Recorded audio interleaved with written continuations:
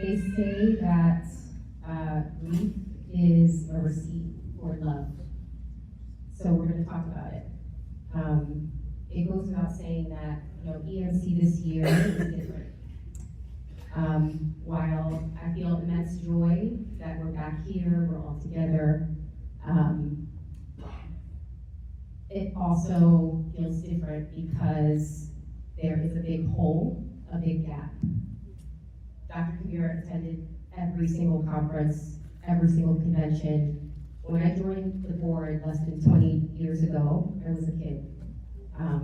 And I joined the board of uncles and aunties that represented an entirely different generation. And I was like a fish out of water.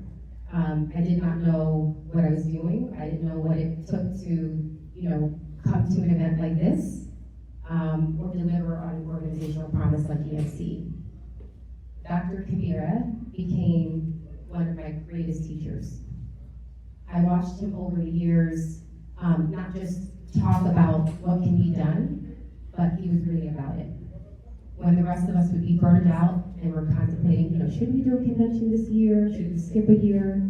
Dr. Kebire would say, he would just object to that because he knew that the following year wouldn't be promised. He knew that, even if all we did was just get in the room and be together, that was enough reason to come together every year because human connection was more important than anything. He was just loyal, he was consistent. The truth is that if it wasn't for Dr. Kebire, these conventions, year after year, they wouldn't have ever happened. He was loyal to this community, he never gave up on it, he was consistent, he was masterful at execution, and he was a giver, smart, his humor was unmatched. He was also a great friend, a great brother, an uncle, a great father, husband, community leader. And we were talking with Mary and his daughter earlier, that he would probably hate that we are even memorializing him in any way because his humility was also unmatched. Everything he did was for the sake of Allah. He wanted his people to rise for the sake of Allah, and so he gave without hesitation.